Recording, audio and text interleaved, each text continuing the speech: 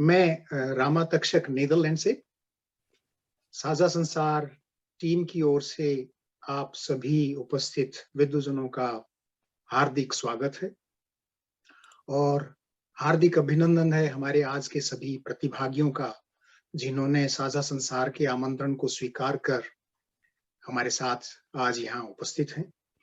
और साथ ही मैं उन सभी श्रोताओं का भी हार्दिक अभिनंदन करता हूं जो आज हमसे जूम या फेसबुक पर इस आयोजन से जुड़े हुए हैं। पुनः मैं इस प्रवास मेरा नया जन्म में मैं आप सभी का हार्दिक अभिनंदन करता हूं। प्रवास मेरा नया जन्म ने मुझे बड़े शुरू से ही बहुत प्रभावित किया है और सोचने के लिए मजबूर किया है, क्योंकि जब हम भारत की धरती को छोड़ते हैं तो हमारे साथ बहुत कुछ छूट जाता है, लेकिन साथ ही साथ जब हम दूसरे देश की धरती पर उतरते हैं तो हमें बहुत कुछ ऐसा नया प्रांगण मिलता है, बहुत कुछ नया ऐसा विस्तार मिलता है, ऐसा क्षितिज मिलता है जिसे लेखक के नाते, कवि के नाते, रचनाधर्मिता के नाते ये हमारी जिम्मेदारी बन जाती है कि हम विश्व भर में जो भारतीयता फैली हुई है, वो सभी लोग, वो सभी रचनाकार इस जिम्मेदारी को लें और अपनी आंखें जहां खोलते हैं, वहां के जीवन से भारतीय पाठकों को भी परिचय कराएं, क्योंकि जीवन में सीखना अंत तक चलता रहता है और जीवन के विविध आयाम हमारे सामने उपस्थित होते हैं और यही बनना, बिगड़ना, बुनना हमारे साथ जीवन भर चलता रहता है। तो इस बुनावट को हमें भारतीय पाठकों तक पहुंचाना है। इस बुनावट को हमें भारतीय साहित्य की धार में मिलाना है, उसके साथ मिल हमें बहना है, प्रवाहित होना है। तो मैं इन्हीं शब्दों के साथ आपसे मिलना हुआ है हमारा, और मैं इन्हीं शब्दों के साथ अपना जी म्यूट कर लें आप। मैं आप सभी के साथ आप सभी को लिए चलता हूं और विश्वास जी से निवेदन करता हूं कि वे मंच का भार संभालें और मंच का संचालन कर मंच को आगे बढ़ाएं। विश्वास जी, आइए। जी, बहुत बहुत धन्यवाद रामा जी, आपको, कार्यक्रम अध्यक्ष शैलजा सक्सेना जी को, और मंच पर उपस्थित सारे प्रतिभागी और वो सब श्रोतागण जो हमसे फेसबुक लाइव के माध्यम से जुड़े हैं, उन सबको मैं विश्वास शांति के शहर द हेग नीदरलैंड से सादर प्रणाम करता हूं। साझा संसार की ये पहल प्रवास मेरा नया जन्म में आप सबका स्वागत है, अभिनंदन है, जिसमें हम कुछ अपनी सुनाएंगे और आपकी सुनेंगे। तो शुरुआत में बात जो प्रवास की है, तो प्रवास को मैं इन 3 शेरों में समेटता हूं कि नाप कर नए आसमान हम जल्द वापस आते हैं, नाप कर नए आसमान हम जल्द वापस आते हैं, तुम दरवाजे खुले रखना, कुछ नई हवाएं लाते हैं। तो ये तो था एक शुरुआत। फिर कुछ ऐसा हुआ कि कुछ तो बात है तेरे शहर में, रुक जाने को जी करता है, कुछ तो बात है तेरे शहर में, रुक जाने को जी करता है, चल थोड़ा और ठहर लेते हैं, चंद लम्हों में कहाँ जी भरता है। तो ये कुछ बीच की स्थिति है और अंत में यही होता है कि अब बचा ही कौन है वहां, किसके लिए वापस जाएं। अब बचा ही कौन है वहां, किसके लिए वापस जाएं। अरे अब यही तो है दुनिया मेरी, चल अब यहीं बस जाएं। क्या बात है। तो यही प्रवास इन 3 उसमें समेटा है। तो अपना देश छोड़ के एक नए देश में जाना, फिर जूझना और वहीं बस जाना, इस सब में हजारों भावों का समावेश है और हम साहित्य से जुड़े प्रवासी इन्हीं भावों को गद्य और पद्य में उतारना बखूबी जानते हैं। तो इसी भावना के साथ आइए कार्यक्रम का आगाज करते हैं और सबसे पहले मैं आमंत्रित करता हूं विनोद दुबे जी को सिंगापुर से। विनोद दुबे जी का छोटा सा परिचय उन्हें बुलाने से पहले। विनोद दुबे जी भारत में बनारस से हैं। ये पेशे से मर्चेंट नेवी में कैप्टन और दिल से लेखक हैं। आप जैसे मैंने बताया सिंगापुर से हमारे साथ जुड़े हैं और आपका हिंदी उपन्यास इंडियापा विशेष चर्चित रहा है। यूट्यूब पर कविताओं का चैनल वीकेंड वाली कविता चलाते हैं। वे सिंगापुर में हिंदी के योगदान को लेकर हाईली इनरिच्ड पर्सनैलिटी का पुरस्कार उन्हें मिल चुका है तथा कविता के लिए सिंगापुर भारतीय उच्चायोग द्वारा पुरस्कृत भी किए गए हैं। तो सुनते हैं विनोद दुबे जी को। विनोद जी, स्वागत है। धन्यवाद विश्वास जी इतने प्यारे परिचय के लिए, और रामा जी को खासकर धन्यवाद इस मंच से जोड़ने के लिए। बिना ज्यादा वक्त गवाए मैं अपनी कविता बताता हूँ। उसके पहले एक छोटा सा शेर कहना चाहूंगा, जो हम लोगों की मनोदशा है कि वहां भी हम नहीं पूरे, यहाँ अब तक आभासी हैं। वहां भी हम नहीं पूरे, यहाँ अब भी आभासी हैं। कहीं का जन्म है अपना, कहीं के हम प्रवासी हैं। वाह वाह, बहुत खूब। क्या बात है, क्या बात है। धन्यवाद। तो मेरी कविता मैंने बड़े तकरीबन 7 साल हो गए, मैं जहाजी हूँ, बहुत देश विदेश रहा हूँ। मेरी पत्नी पहली बार मेरे साथ यहाँ सिंगापुर आई और शिपिंग और आईटी के कई लोग जो यहाँ आए, मैंने देखा कि इस पे खासतौर से जो छोटे शहरों की लड़कियां थी, जिस तरह से जब वो आती हैं एक नए देश में और उनका एकमात्र उद्देश्य होता है उनकी गृहस्थी बसाना, उन्हें नहीं पता होता कि कोई नौकरी या कोई जिम्मेदारी थी हमारी, और वो अलग नजरिए से उस देश को देखती। तो मैं उसी एंगल को इस कविता में आप लोगों के सामने प्रस्तुत करने जा रहा हूं। भारत में मैं जन्मी, वहीं की थी मेरी पढ़ाई लिखाई। हाथ थामे किसी का, मैं सिंगापुर गृहस्थी बसाने चली आई। जब चांगी एयरपोर्ट पर पहली दफा उतरी तो एक अजनबी से देश से मुलाकात हुई। भौचक सब कुछ देखती रही, न यहाँ की सिंग्लिश समझ आई न किसी से बात हुई। यहाँ पे ये लोग एक अजीब सी लैंग्वेज बोलते हैं जिसको सिंग्लिश कहते हैं, कैनला, ओकेला। पर आज सालों गुजरने के बाद मेरी देह जिस देश का नमक खाया है, आज सालों गुजरने के बाद मेरी देह ने जिस देश का नमक खाया है, उस देश ने मेरी सोच के दायरे को कोसों दूर तक बढ़ाया है। मैं सोचा करती थी, अब यहाँ पर मैं जिक्र करूंगा उन बातों का जो वो लड़की अपने साथ लेके आती है इस देश में, और किस तरह यहाँ उसकी थॉट प्रोसेस, उसकी विचारशीलता बदलती है। मैं सोचा करती थी कि ऊंची इमारतें लील जाती हैं प्रकृति की हरियाली, चौड़ी सड़कें कहाँ होंगी कोई मैदान खाली। पर यहाँ मैंने गगनचुंबी बिल्डिंग्स देखी, सड़कों पर विकास का तेज रफ्तार देखा, ईसीपी और पासिर रिस का समंदर तट देखा, मैक्रिची और बोटेनिक गार्डन का विस्तार देखा। यहाँ मैंने सीखा कि मेरी आंखें अचंभित थी देखकर ये सुंदर रहस्य, विकास और प्रकृति का ऐसा अनूठा सामंजस्य। दूसरी चीज जो सीखती है वो लड़की की, माँ ने मुझे चीजें टोंक से बांध कर रखना सिखाया था, शाम होने से पहले घर लौटना सिखाया था। पर यहाँ फोन या पर्स कहीं भूल आऊं, मजाल है कोई उठा ले, देर रात कहीं अकेले निकल जाऊं, मजाल है कोई बुरी नजर डाले। सुरक्षा के ये नए एहसास पुराने सारे डर फर्जी कर गए, सकुचाई सी इस लड़की को भी तितलियों से मनमर्जी कर गए। एक तीसरी चीज जो हम भारत से आते हैं और खासकर सिंगापुर में सीखते हैं, मैं उसका जिक्र करूंगा कि मैंने धर्म और जाति के बहाने लोगों को लड़ते देखा था।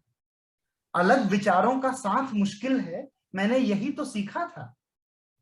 पर यहाँ मैंने चाइना टाउन में जितना चाइना देखा, लिटिल इंडिया में उतना ही इंडिया देखा। जितना चाइनीज न्यू ईयर और हरी राया देखा, उतना ही दिवाली, होली और डांडिया देखा। बसों और एमआरटी की भीड़ में मुझे चाइनीज, मलय और इंडियन दिखते हैं। किसी से कोई शिकायत नहीं, हर कोई अपनी धुन में मगन दिखते हैं।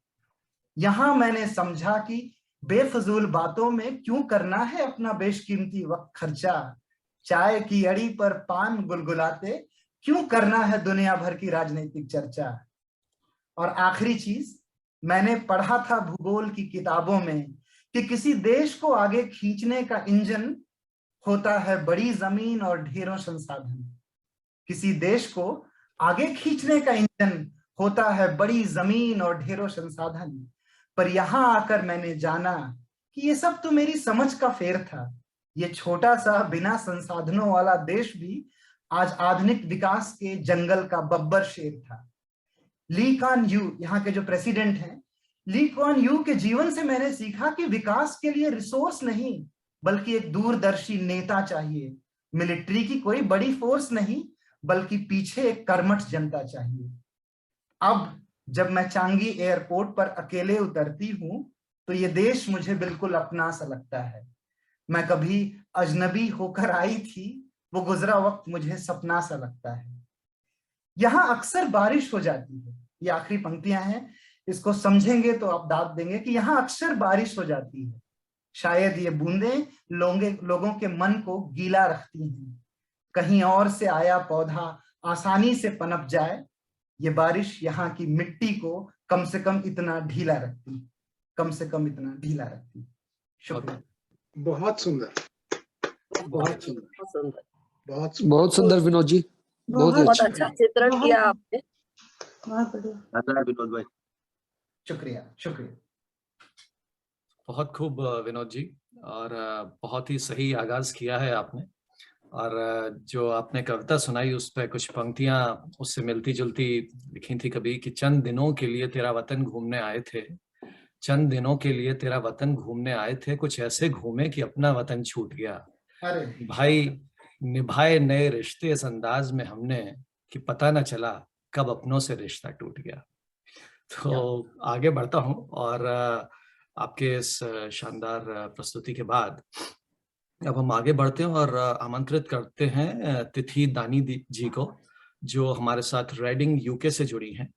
वे फिलहाल हिंदी शिक्षण, स्वतंत्र पत्रकारिता, लेखन व अनुवाद में व्यस्त हैं। भारत की प्रतिष्ठित पत्र पत्रिकाओं व कविताओं, लेख, कहानियां, साक्षात्कार प्रकाशित हो चुके हैं उनके। दूरदर्शन और आकाशवाणी में रचनाओं का पाठ भी किया है उन्होंने। उनके कविता कोश में कई कविता कोशों में इनकी कविताएं सम्मिलित हुई हैं। 2019 में यूरोप की अंतर्राष्ट्रीय ऑनलाइन पत्रिका वर्ड्स एंड वर्ल्ड्स में अंग्रेजी कविता के प्रकाशन के साथ हिंदी अनुवाद और अंग्रेजी में लेखन प्रारंभ किया था उन्होंने।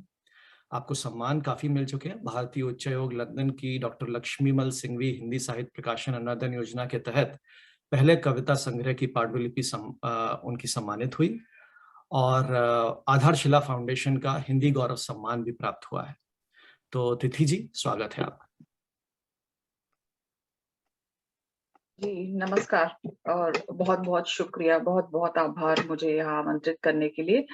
मैं सबसे पहले समय जानना चाहूंगी, कितना समय है मेरे पास? तिथि जी 5 मिनट है सब। अच्छा, तो बेहतर है कि एक थोड़ी लंबी और एक छोटी कविता अगर संभव हो तो मैं सुनाती हूँ।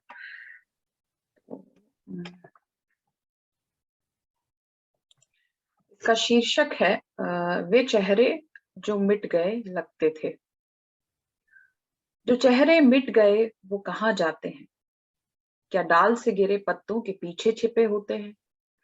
क्या उनकी पीठ पर सवार होकर झील या नदी, समंदर, पहाड़, हवा में समा जाते हैं या उनमें रूपांतरित हो जाते हैं? कई माह गुजर गए, मैं मनुष्यों और मनुष्यता के पालनहार से पूछ रही हूँ ये सवाल लगातार। हर बार रहा है वो निरुत्तर। आज अंततः बहुत धीमे स्वर में फिर उछाला है मैंने वही सवाल हवा में। खड़ी हूँ सूरज को घूरते हुए और हवा बेहद ठंडी होकर छू रही है मेरे कानों को। एक अनजानी खुशबू मेरे नथुनों में घुसी जा रही है। अचानक झील के पानी में हिलोर तेज हो रही है। मैं झांक रही हूँ इसमें और देखती क्या हूँ कि पुतलियों की जगह सूरज मेरी आंखों में कब्जा कर बैठा है। अपनी आंखों को रगड़ते हुए जब मैंने उन्हें हल्का सा ऊपर उठाया तो पीक डिस्ट्रिक्ट पर खिले बैंगनी फूल अचानक अपनी गर्दन आगे झुलाते नजर आए। इन दृश्यों ने मुझे बड़ी बेचैनी दी। फुर्ती से मैंने कदम बढ़ाने शुरू किए पास खड़ी अपनी कार की ओर। फिर तीव्रता से गाड़ी चलाते हुए मैंने उसका रुख समंदर तट की ओर कर दिया। मुझे यकीन था समंदर अपनी मौसीकी की महफिल से दुविधा के शूलों पर हल्की रेशमी थपकियां लगाएगा। मुझे यकीन था समंदर अपनी मौसीकी की महफिल से दुविधा के शूलों पर हल्की रेशमी थपकियां लगाएगा। जिस वक्त बैठी इसके किनारे, तब लहरें बड़े चाव से अपना श्रृंगार कर रही थी। सीगल बहुत जोरों से गाते और फुदकते वहीं मंडरा रहे थे। रेत की रंग बिरंगे पैबंद लगी दरी पर लेटकर कुछ क्षणों के लिए मैंने पलकों की झपक को लोरी सुनाई। तो अगले दृश्य में सीढ़ी लगाकर मेरे अवचेतन की गहराइयों तक उतरते दिखे सारे जवाब। वे चेहरे जो मिट गए लगते थे, प्रकृति की हर शय पर दोगुने सौंदर्य के साथ कब से मुझसे बातें कर रहे थे। लेकिन आज मेरी नासमझी के शंख से घोंघे बाहर निकल आए थे। आखिरकार फिजाओं के संगीत को तैराकी का प्रशिक्षण देने शंखों की नियुक्ति हो चुकी थी। बता दूं कि सीगल समुद्री पक्षी होता है और पीक डिस्ट्रिक्ट जो है वो इंग्लैंड में पहाड़ों से घिरे इलाके का नाम है, जो बैंगनी फूलों की झाड़ियों से भरा रहता है। तो ये मेरी अभी हाल फिलहाल में लिखी गई कविता है। अभी एक कविता और सुना देती हूँ आपको।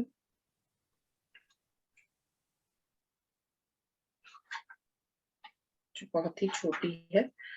बर्फ की बारिश इसका शीर्षक है। बंद कर दो टीवी और म्यूजिक सिस्टम, बंद कर दो टीवी और म्यूजिक सिस्टम। खिड़कियों से मत झांको, निकलो बाहर अपने उग्र और गर्म दिमागों, निस्तेज और सुस्त शरीरों से, अपनी लाचारियों और पशेमानियों से, अपने कृत्रिम और मायावी संसार से। सिर्फ घर के अंदर खड़े हुए मत मुस्कुराओ। बंद कर दो ये वीडियो रिकॉर्डिंग, खुश फहमी में मत आजमाओ फोटोग्राफी के नए नए ऐप। जरा नीचे उतरो, जरा नीचे उतरो, आकर देखो, अपनी दृष्टि की प्यास दूर करो, महसूस करो इसे अपनी गहराइयों से। सर्वत्र पसरा ये उजाला मिटा देगा तुम्हारे अंदर पसरा अंधेरा। सांसों में भर लो ये ठंडक ताकि तुम्हारा उबाल शांत हो। अपने मन मस्तिष्क पर ये सुंदर चित्रकारी होने दो। देखो देखो, दैवीय बारिश नहीं होती रोज, ये अलहदा और अपूर्व है।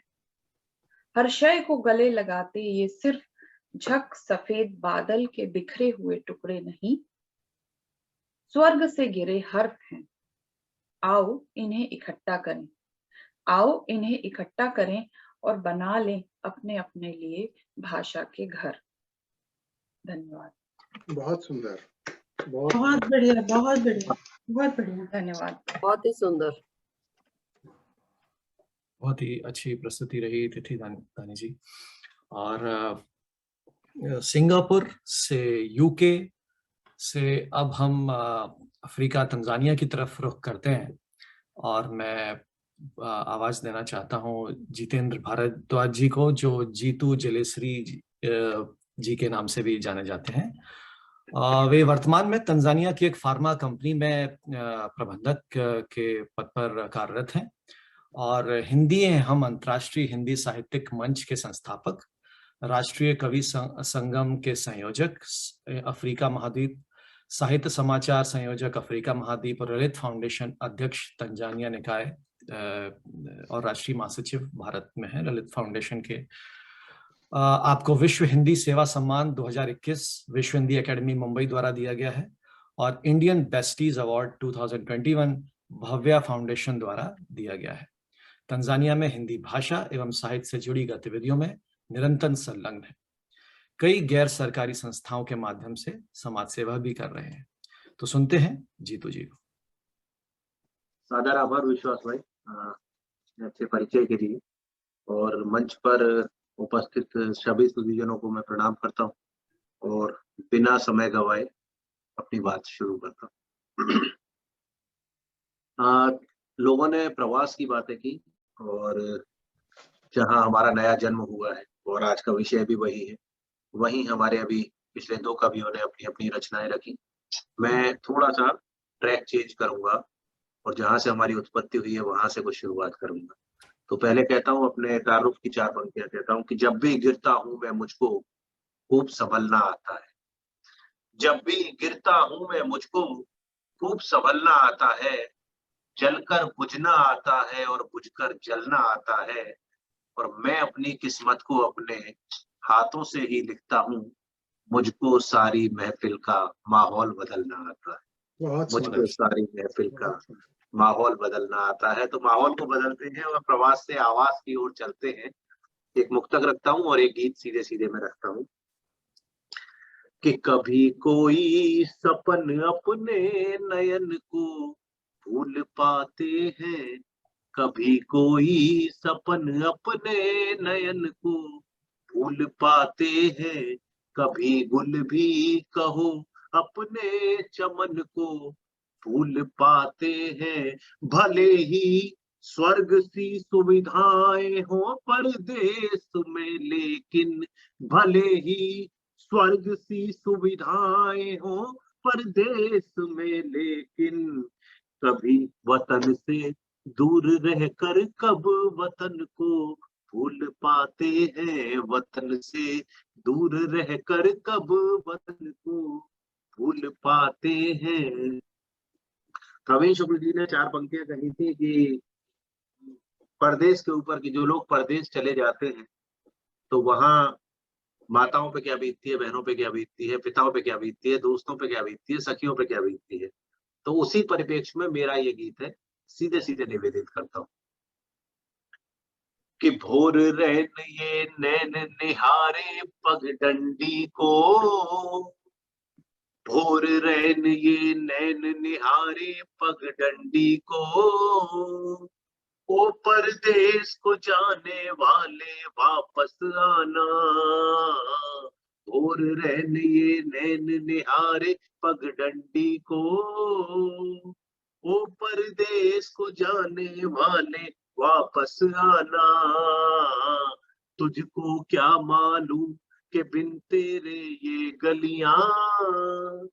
तुझको क्या मालूम के बिन तेरे ये गलियां। चौक चौबारा सब लगता जैसे वीराना। भोर रैन ये नैन निहारे। बंद निवेदित करता हूँ कि कैसे तुझको भूल गई बचपन की बातें। कैसे तुझको भूल गई बचपन की बातें। कागज वाली कश्ती की अल्हड़ बरसाते।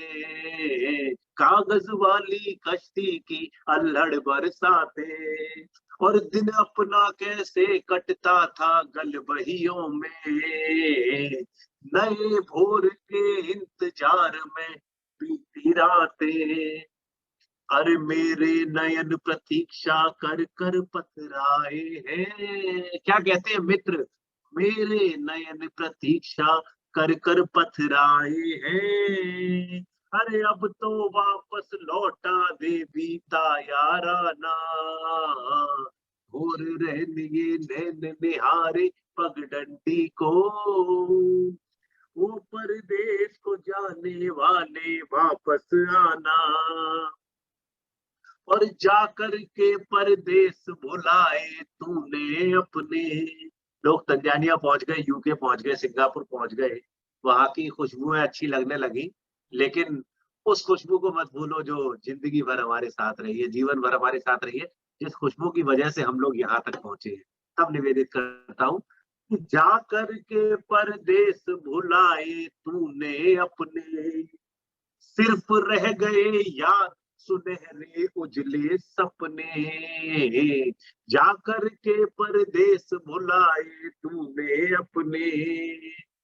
सिर्फ रह गए याद सुनहरे उजले सपने।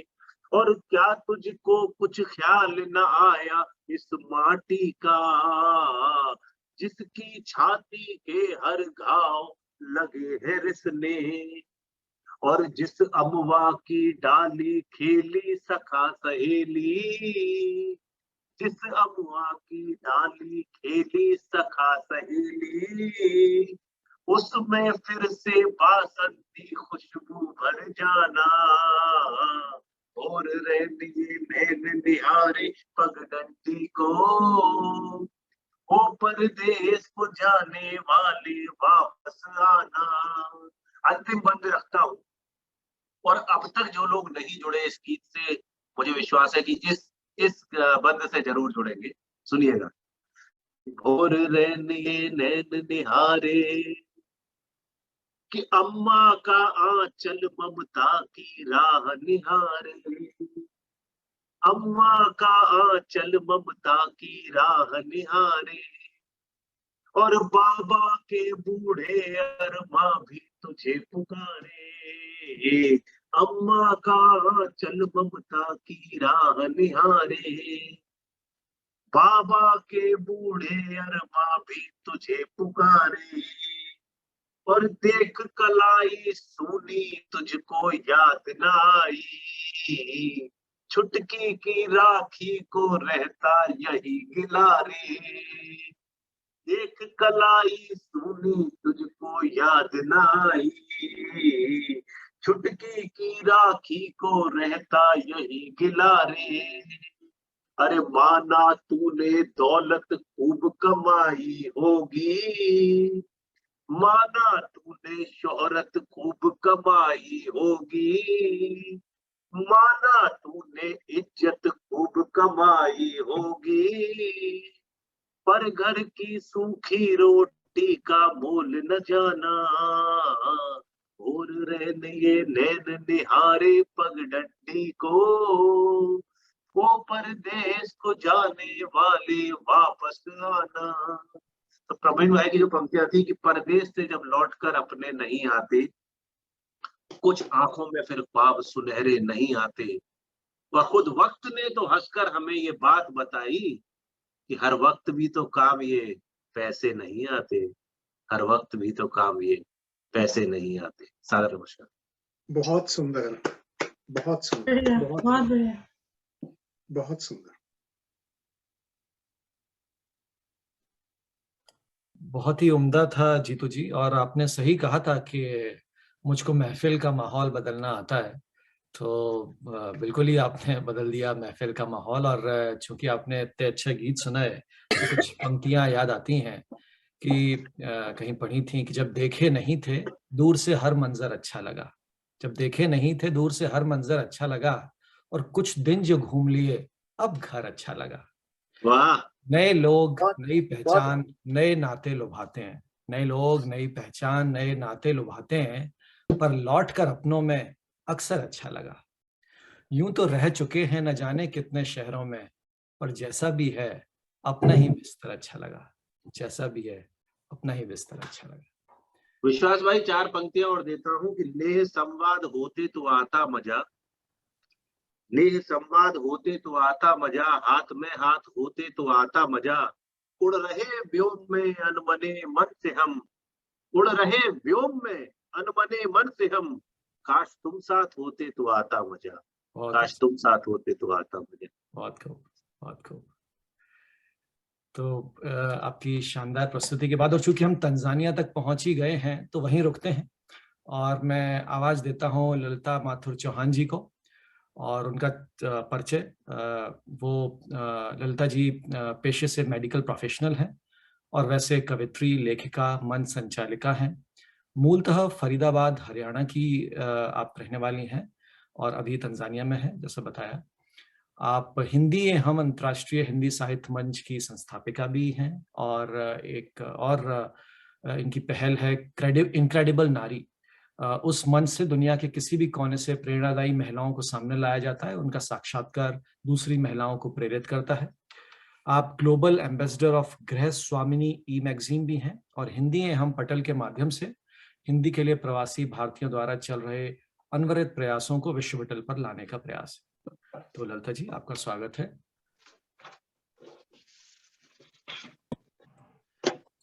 बहुत बहुत धन्यवाद। सर्वप्रथम शुरू करती हूँ माँ वाणी को नमन करते हुए। हे माँ वाणी चरण वंदन, मैं एक अरदास लाई हूँ, मेरे शब्दों में रस भर दो, मैं फीके श्वास लाई हूँ। सभी साहित्य प्रेमी भी करें स्वीकार अभिनंदन, कि मेरा नाम है ललिता, तंजानिया से मैं आई हूँ। तो जी हाँ, नाम है मेरा ललिता, ललिता नाम है मेरा और तंजानिया धाम है मेरा। और मैं तंजानिया में पिछले 15 साल से बतौर प्रवासी रह रही हूँ। और जैसा कि आज के कार्यक्रम का शीर्षक है प्रवास मेरा नया जन्म, तो मैं समझती हूँ कि ये शीर्षक मेरे साथ, मेरे ऊपर, मेरे व्यक्तित्व पर सटीक और बहुत सार्थक रूप से लागू होता है। तो सर्वप्रथम इस कार्यक्रम की पहल के लिए मैं साधुवाद देना चाहती हूँ राम तक्षक जी को, जो नीदरलैंड से हैं, और धन्यवाद प्रेषित करना चाहती हूँ कि आज उन्होंने इस साझा संसार के पटल पर मुझे आमंत्रित किया और मुझे मौका दिया कि मैं अपनी बात आप सब लोगों के सामने रखूं और बताऊं कि प्रवास मेरा नया जीवन क्यों है, क्यों मैं समझती हूँ कि मैं तंजानिया में आके मुझे एक नया रीबर्थ मिला है। तो शायद मैं शुरू करूंगी कि क्योंकि अभी बहुत सारे लोगों ने कविताएं कर दी, तो मैं कुछ बातें ही करती हूँ, कविताएं हम बाद में करेंगे, ठीक है ना? अच्छा रहेगा राम जी? तो शुरू करते हैं कि मुझे लगता है कभी परमपिता परमेश्वर की मुझ पे बहुत अच्छी दृष्टि रही होगी कि उन्होंने ये मेरे लिए, मेरे भाग्य के लिए निश्चित किया कि मैं यहाँ आ जाऊं। चाहे वो कह लो कि यहाँ का मेरा दाना पानी लिखा था इसलिए मैं आ गई, या नौकरी के लिए मैं यहाँ आ गई, पर जब मैं यहाँ आ गई तो मुझे लगा कि हाँ, ये मेरे जीवन का सबसे अच्छा काम हुआ, मैं आज यहाँ पे आके बस गई हूँ। क्योंकि यहाँ आने के बाद जो मुझ में परिवर्तन आए हैं, मैं कहूंगी कि मैं पारिवारिक रूप से, सामाजिक रूप से, धार्मिक रूप से और भावनात्मक रूप से मुझ में एक सकारात्मक परिवर्तन आया है। वो कैसे आया है? क्योंकि जब हम जिन लोगों के बीच में रहते हैं तो उनका प्रभाव पड़ना बहुत ही स्वाभाविक है। तो यहाँ के जो लोग हैं वो बहुत ही पारिवारिक हैं, बहुत ही भावनात्मक है, उन बहुत हार्ट वार्मिंग और वेलकमिंग है। जब हम यहाँ पे आते हैं, जितने भी लोग एक्सपार्टेड, ऐसा मैं नहीं कहूंगी सिर्फ इंडियंस, इवन बाकी देशों से भी जो लोग यहाँ पर आते हैं और प्रवासी के तौर पर रहते हैं, उनको तंजानिया के लोग बहुत ही साहृदय अपनाते हैं और वेलकम करते हैं। एक बात जरूर मैं बताना चाहूंगी कि किस तरीके से ये लोग भावनात्मक तरीके से जुड़ जाते हैं। जब हम रोड पे भी चलते हैं ना, सड़क पर, तो सड़क पर चलते हुए जो यहाँ के स्वाहिली लोग, जो यहाँ के अफ्रीकन लोग हैं, वो स्वाहिली बोलते हैं। तो जो चलते हुए भी अजनबी के साथ भी एक जाम्बो वर्ड के साथ अपना आत्मीयता का रिश्ता वो लोग बना लेते हैं। और ये जाम्बो क्या है? जाम्बो स्वाहिली में बोला जाता है हेलो। तो ऐसा नहीं है कि वो जान पहचान होगी तभी हेलो बोलेंगे, चलते हुए भी जाम्बो बोलेंगे और वो आपके अपने बन जाएंगे। जबकि मैंने पश्चिमी देशों के लोगों को देखा है, मैं काफी घूमी हुई हूँ, कि वहां पर लोग पड़ोसी पड़ोसी को नहीं जानता है। तुम एक बिल्डिंग में रह रहे हो, एक फ्लोर पे रह रहे हो, एक दूसरे से बातचीत नहीं है, तीज त्योहार पर भी नहीं मिलना हो पाता। इवन आजकल तो भारत में भी ये चीज होती जा रही है, बढ़ती जा रही है, पर यहाँ पे लोग एक दूसरे के लिए समय निकाल ही लेते हैं। और जाम्बो शब्द के साथ एक और बात बताना चाहूंगी कि ये स्वाहिली वर्ड है। और एक और बात मुझे इन लोगों की अच्छी लगती है कि अपने इस भाषा के ऊपर बहुत जोर डालते हैं। किसी भी पद पर कोई बैठा है, चाहे वो बड़े पद पर है, छोटे या फिर मिनिस्टर है या कोई व्यापारी है, इंग्लिश में कितना भी फ्लुएंट क्यों नहीं है, पर वो कोशिश करते हैं कि वो अपनी भाषा में ही दूसरे से बात करें और भाषा में बात करते हैं, उसको महत्व देते हैं। तो यहाँ आने के बाद मुझे लगा कि अपने रूट से, अपने जड़ों से जुड़ा रहना इंसान को मजबूत बनाता है। तो और हम लोग क्या कर रहे हैं आजकल? विदेशी लोगों की तरफ भागते जा रहे हैं, इंग्लिश की तरफ भागते जा रहे हैं। इंग्लिश बोलने में अपने आप को बड़ा समझते हैं, हिंदी बोलने में अपने आप को निम्न माना जाता है और बहुत ही झिझकते हैं। और यही कारण है कि हमने हिंदी, हम जो ग्रुप बनाया उसमें हम कोशिश करते हैं कि प्रवासी भारतीय हिंदी को बोलने से पहले झिझके नहीं। तो मेरे को यहाँ पे आके ये चीज भी बहुत अच्छी लगी कि वो अपनी भाषा को महत्व देते हैं। तो ये चीज भी मैंने यहाँ आके सीखी। और इसके आगे मैं क्या बोलूं कि जो यहाँ के लोग हैं, अगर देखा जाए तो छोटे और बड़े में, छोटे बड़े का मतलब मैं स्तर की बातें कर रही हूँ, भेदभाव नहीं करते। आज मेरे घर में काम करने वाली भी अगर बाहर निकलती है तो ऐसे टिप टॉप होके निकलती है कि मैं कह नहीं सकती कि वो कोई मिनिस्टर तो नहीं है, और देखकर उसको पता नहीं चलेगा कि वो कौन से स्तर से महत्व रखते हैं। तो अपने आप पर ध्यान देते हैं, ये नहीं कि अगर हम काम वाले हैं तो हमें नीचे ही बन के रहना है, हमें लोगों को दयनीय भाव ही दिखाना है कि लोग हमें समझे कि हम छोटे लेवल के, हम पे दया करें। नहीं, वो उनके अपनी आइडेंटिटी बना के रखते हैं। और अगर किसी ऑफिस में जाके हम देख लेना कि जो बड़े लेवल के लोग हैं नीचे वाले लोगों से बात करते हुए ऐसा लगेगा कि वो लोग दोस्त हैं आपस में। यू कांट फील, आप पता ही नहीं कर सकते कि वो उच्च लेवल का बंदा है या फिर नीचे लेवल पे वो काम करने वाली है या ऑफिसर है। तो ये चीज भी मुझे यहाँ के लोगों में बहुत अच्छी लगी और सीखने को मिली। और भारतीय को देखकर तो, जैसे यहाँ पर जो लोग हैं सालों से रह रहे हैं गुजराती, तो वैसे तो पूरी ये कोशिश करते हैं अपनी स्वाहिली भाषा को प्रमोट करने के लिए, पर स्टिल उनकी बड़ी इच्छा रहती है कि जैसा कि मैंने बताया रोड पे चलते हुए भी अपनापन बना लेते हैं। तो हम लोगों को देख के बोलते हैं जय श्री कृष्णा, केम छो। तो इस तरह से ये लोग अपनापन बिखेरते हैं। तो ये बहुत ही अच्छा लगता है। और यहाँ पर एक और बात मैं बहुत खूबसूरत है जो यहाँ की, वो मैं बताती हूँ आप लोगों को, कि अधिकतर जो आबादी है वो मुस्लिम और ईसाई है, और हम जो एक्सपाट्रिएट लोग हैं, जो प्रवासी लोग हैं, वो हिंदू हैं। पर यहाँ पर कभी भी धर्म को लेकर मैंने कोई सांप्रदायिक दंगे या धार्मिक दंगे होते हुए नहीं देखे, बल्कि एक दूसरे के धर्म की इतनी ज्यादा ये लोग सम्मान करते हैं कि अच्छा लगता है। एक उदाहरण बताना चाहूंगी कि मैं हॉस्पिटल में काम करती हूँ और बाकी कई कंपनीज भी हैं जो हिंदू लोग चलाते हैं। तो वहां पर जब दिवाली होती है तो दिवाली की छुट्टी होती है सिर्फ हिंदू लोगों की, और मुस्लिम लोग और क्रिश्चियंस लोग काम पे आते हैं। और इस बात से कभी किसी को कोई भी तकलीफ नहीं है, क्योंकि धर्म की इज्जत करते हैं, एक दूसरे को के कार्यक्रम को बहुत ज्यादा सम्मान देते हैं। तो ये बहुत अच्छी बात है यहाँ की जो चीज लगी। और जो अभी थोड़ी देर पहले मिस्टर दुबे जी ने अपने देश के बारे में बताया, तो मुझे काफी कुछ तंजानिया के बारे में ही लग रहा था कि यहाँ पे धर्म के बारे में नहीं है। और जो मैं यहाँ पे एज अ भारतीय यहाँ पे आई हूँ, पहले हम भारत में क्या सोचते हैं, ये गुजराती है, ये मद्रासी है, ये पंजाबी है। यहाँ पर आकर कोई गुजराती मद्रासी पंजाबी नहीं है, यहाँ पे हम सब भारतीय हैं। हम पूरे भारत के त्योहार मिलजुल के मनाते हैं। तो ये गुजराती ये क्षेत्रीय जो भेदभाव हमने भारत में रख रखा है वो हम यहाँ नहीं करते। तो हम सब भारतीय हैं, ये हमारी एक पहचान है, हमारी अनूठी पहचान है, जिसकी हम जिसको बता के लोगों के सामने हम सम्मानित महसूस करते हैं। तो मैं जो बता रही थी कि यहाँ के जो लोग आबादी जो मुस्लिम और ईसाइयों की है, तो एक बहुत सुंदर सी बात यहाँ की ये है कि जब यहाँ पे प्रेसिडेंट अगर मुस्लिम है तो वाइस प्रेसिडेंट क्रिश्चियन रखा जाता है, ताकि दोनों के धर्म को बराबर बराबर महत्व मिले और लोगों के किसी भी तरीके के फैसलों में किसी भी चीज के अंदर भेदभाव ना आए। और अगर प्रेसिडेंट अगर हमारे क्रिश्चियन है तो वाइस प्रेसिडेंट हमारे मुस्लिम लगाए किए जाते हैं। और मेडिकल की दृष्टि से देखा जाए तो वैसे तो यहाँ पर इतना ज्यादा मेडिकल फैसिलिटीज नहीं है। कोई बड़े ऑपरेशंस वगैरह कराने होते हैं तो लोग कोशिश करते हैं कि इंडिया चले जाए, कीनिया चले जाए, लंदन चले जाए। बट एक बात जरूर है कि यहाँ के जो लोगों की इम्यूनिटी है, जो रोग प्रतिरोधक क्षमता है, वो बहुत मजबूत है।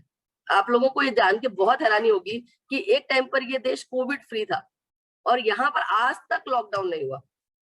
हमारे हम स्कूल्स जरूर ऑनलाइन हो गए, पर कभी कोई प्रोग्राम नहीं रुके, कोई और मंदिर और मस्जिद और जितने ये जो पूजा घर हैं वो कभी बंद नहीं हुए। तो यहाँ के लोग जो है ना भगवान पर बहुत ज्यादा विश्वास रखते हैं। और शायद मैं कहती हूँ इसीलिए भगवान की एक दृष्टि इधर बनी हुई है। यहाँ तक कि 6 महीने पहले कोई एक यहाँ पर समुद्री तूफान आने वाला था और एक दिन पहले तक न्यूज थी कि ये समुद्री तूफान तंजानिया के तट को छूने वाला है और सारी चीजें खाली कर दी गई हैं।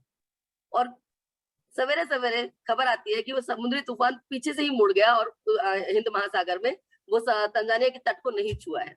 तो मुझे नहीं पता कि भगवान की कौन सी दृष्टि यहाँ पर है, पर यहाँ पर मैंने जो पीछे हमारे प्रेसिडेंट थे पूर्व राष्ट्रपति जी, उन्होंने जब पीछे कोविड हुआ तो कोविड जब यहाँ पूरे विश्व में फैला हुआ था तो उन्होंने बोला तंजानिया में मंदिर और मस्जिद और ईसाइयों का गिरजाघर या कोई भी गुरुद्वारा ये बंद नहीं होंगे, हम लोग अपनी प्रेयर कंटिन्यू रखेंगे। मुझे नहीं पता इसको आप रूढ़िवादिता कहें या क्या कहें, पर यहाँ पे कभी कोई पूजा की चीजें बंद नहीं हुई और यहाँ पे कभी कोई प्राकृतिक आपदाएं भी नहीं आई है। और कोविड के सिलसिले में तो ये देश बहुत ही भाग्यशाली रहा है। हम लोगों ने आज तक कोई कार्यक्रम अपने मिस नहीं किए। मास्क भी हम लगाते हैं नहीं लगाते, वो बस पब्लिक में कहीं बाहर जा रहे हैं तो दिखाने के लिए नहीं लगाते हम लोग, नहीं लगाते हैं। हाँ जी, जितेंद्र जी मेरी बात से बिल्कुल तकल्लुफ रखेंगे कि बहुत भाग्यशाली है इस मामले में। और मेरे ख्याल से रीजन ये भी है कि यहाँ के लोगों की इम्यूनिटी बहुत अच्छी है। जो कि मैं बताने जा रही थी, क्योंकि यहाँ के जो लोग है ना बहुत ही ऑर्गेनिक खाना खाते हैं और किसी भी चीज में फसलों में कोई मिलावट नहीं है। लोगों को पता ही नहीं है कि मिलावट क्या चीज होती है, सब चीजें बहुत ही शुद्ध ली जाती है। फ्रूट्स भी 90 बताइएगा ललिता जी, 97% खेती यहाँ पे आज भी ऑर्गेनिक है। हाँ जी 97% बहुत ऑर्गेनिक है और मैं किसी भी चीज में मिक्सिंग नहीं है। जो फ्रूट है, फल है जो हम यहाँ पे खाते हैं उसकी मिठास ही अलग है। मैं मतलब भारत की मैं कहना नहीं चाहती, पर मैं वहाँ के अनानास, वहाँ के आम सब भूल गई हूँ, क्योंकि यहाँ के आमों की जो मिठास है बिल्कुल ही प्राकृतिक है। और यहाँ लोगों को चलते फिरते भी मैंने देखा है कि जो ये लोग मचुंगा कहते हैं, मचुंगा कहते हैं और किसको कहते हैं, संतरे को। तो इतना संतरा चूसते हैं कि उनको विटामिन सी के सप्लीमेंट की जरूरत ही नहीं है, और इतना फिजिकल वर्क करते हैं, रोड पे चलते हैं, भागते हैं, दौड़ते हैं, फिजिकल एक्सरसाइज इतनी करते हैं कि मैं ये कहूंगी कि उनको विटामिन डी भी भरपूर मात्रा में मिलता है। तो शायद यही कारण है कि कोविड ने अपने पैर नहीं फैलाए। क्योंकि मैं मेडिकल फील्ड से हूँ तो मैंने इस बात के ऊपर ज्यादा जोर दे दिया, तो आगे बात रखती हूँ। कुछ इंटरेस्टिंग फैक्ट्स आपके साथ शेयर करती हूँ तंजानिया के बारे में, क्योंकि मुझे आदेश मिला था राम तक्षक जी से कि मैं तंजानिया के बारे में आपको पूरा रूबरू करके चित्रण कराऊं, कि आपको पता चले कि नेक्स्ट टाइम आप आए और आप लोग जब समझे कि आपकी एक बहन एक तंजानिया में रहती है, तो आपका दिल करे कि आप तंजानिया आए। और मैं सादर आप लोगों को आमंत्रित करती हूँ कि आप आए और यहाँ के पर्यटन स्थल देखें। यहाँ पर बहुत अच्छे पर्यटन स्थल है, जंगल है, बीचेस है, और बहुत ही जिसे कहते हैं क्लियर वाटर बीचेस है। आप ऊपर से भी देखिए तो 15 फीट नीचे की जो वेजिटेशन है, मैरीन लाइफ है, आपको प्रॉपर दिखती है। और जो जंगल है वो जियो क्यों है, उनके साथ कोई छेड़छाड़ नहीं की गई है। यहाँ तक कि हम जब जंगल में जाते हैं तो अपने वाहनों की लाइट भी नहीं जलाते हैं, और जंगलों में रोड नहीं बनी हुई है। वहाँ के जो जानवर है वो बिल्कुल प्राकृतिक तरीके से रहते हैं, खुद से शिकार करते हैं, बारिश आती है तो पानी पीते हैं, नदी पे जाकर पानी पीते हैं। तो हम जब जंगल में सफारी करने जाते हैं तो बिल्कुल जानवरों के हिसाब से रहते हैं। तो बहुत बार तो ऐसा होता है कि हम रोड पर अपनी गाड़ी लेकर जा रहे हैं और कोई अगर शेर सामने या हाथी या कोई भी जानवर खड़ा है तो हमारी गाड़ी वहां खड़ी रहेगी और 4 घंटे खड़ी ही रहेगी, पर हम उसमें हॉर्न नहीं बजाएंगे, क्योंकि हमें डिस्टर्ब नहीं करना है वहां के जंगलों को। और मैंने तो सफारी के दौरान लोगों उसको शेर और शेरनी को शिकार करते हुए भी देखा। शेरनी को शिकार कर रही थी एक बार मैंने देखा, और वो बहुत अच्छे तरीके से उसने शिकार किया पहले, और फिर उसने आवाज लगाई, उसके बच्चे आए और उन्होंने वो शिकार खाया। और थोड़ी देर में शेर आया और फिर शेरनी थोड़ा पीछे हट गई और शेर ने भी वो शिकार खाया। तो मैं अपने हस्बैंड से हंसते हुए बोल रही थी कि यहाँ पर भी जो किचन का कारोबार है वो लेडी ने लिया हुआ है, मादा ने लिया हुआ है, कि वो पूरे खाने का बंदोबस्त करती है और बच्चों का और अपने पति का ध्यान रखती है। तो ये सब चीजें नेचुरल तरीके से हमें देखने को मिली। और मैं जो फैक्ट्स की बात कर रही थी, तो सबसे जो छोटा वॉर था, संसार का सबसे छोटा वॉर जो सिर्फ 38 मिनट चला था, 38 मिनट, वो यहीं पर हुआ था, एंग्लो जांजिबार वॉर। सो ये बहुत, क्योंकि मैंने बताया कि तंजानिया बहुत ही पीसफुल है। हाँ, एक और बात बताना चाहती हूँ, जो दार इस सलाम है, दार इस सलाम का जो अरेबिक मतलब होता है वो होता है प्लेस ऑफ पीस। तो जहां मैं रह रही हूँ आजकल, तंजानिया की जो जगह दार इस सलाम है, इसका नाम है प्लेस ऑफ पीस, अरेबिक में इसका मतलब होता है। और सचमुच ये बहुत पीसफुल एरिया है। और यहाँ पर एक नग निकलता है, जैसे इंडिया में डायमंड होता है ना, विश्व में डायमंड तो हर कोई जानता है, यहाँ निकलता है तंजनाइट, जो सिर्फ तंजानिया में ही निकलता है, जिसका नाम तंजनाइट सिर्फ तंजानिया के ऊपर ही रखा गया। और 1000 टाइम्स रेयर है हमारे डायमंड से, रेयर भी है और कॉस्टली भी है। तो ये ब्लू कलर का होता है, बहुत ही सुंदर होता है। कभी आपको मौका लगे, या हो सकता है बहुतों के पास हो भी, तो जरूर आप जेम्स सुनार की दुकान पे जाइएगा, देखिएगा। और विश्व का सबसे highest single free standing mountain mount Kilimanjaro यहाँ पर है। लोग ट्रैकिंग के लिए दूर दूर से आते हैं, विश्व भर से आते हैं। और वो विश्व में ऊंचाई के मामले में देखा जाए तो दूसरे नंबर पे आता है माउंट किलिमंजारो। जो यहाँ पे सेकंड लार्जेस्ट लेक है, विक्टोरिया लेक, वो भी यहीं पर है। पहली लार्जेस्ट लेक होती है कनाडा में, और सेकंड लार्जेस्ट, दूसरी लार्जेस्ट लेक विक्टोरिया तंजानिया में है, जो कि 3 देशों को कनेक्ट करती है, तंजानिया को, और साथ ही कनेक्ट करती है युगांडा को और कीनिया को। तो ये बहुत ही इंटरेस्टिंग से फैक्ट्स हैं। यहाँ पे जंगलों में बिग 5 के नाम से जानवर माने जाते हैं, जिनको यहाँ के सिग्नेचर, ये कहें कि राष्ट्रीय तो नहीं बोल सकते, बिग 5 बोला जाता है। उनमें से एलिफेंट आता है, लायन, लियोपर्ड, बफेलो और राइनो, ये 5 को बिग 5 के नाम से माना जाता है। और इसके ऊपर बहुत सारे जितने भी सोवेनियर्स होते हैं वो इनके ऊपर मनाए जाते हैं। तो ये कुछ चीजें थी। और जो जंगलों के बारे में तो मैंने आपको ऑलरेडी बता ही दिया कि बहुत सुंदर सुंदर जंगल है। और एक और मैं बात आपको बताना चाहूंगी यहाँ पर कि एक बहुत ही इंटरेस्टिंग सी फैक्ट है यहाँ का कि लेडीज को जो महिलाएं हैं, क्योंकि मैं वुमेन एम्पावरमेंट के लिए काम करती हूँ, तो मुझे ये बात बहुत अच्छी लगती है। बहुत ही सामर्थ्य है, सक्षम है, उनको एक इज्जत दी जाती है। और यहाँ पर जो औरतें हैं, शादी से पहले भी अगर गर्भवती हो जाए तो उसको बुरा नहीं माना जाता।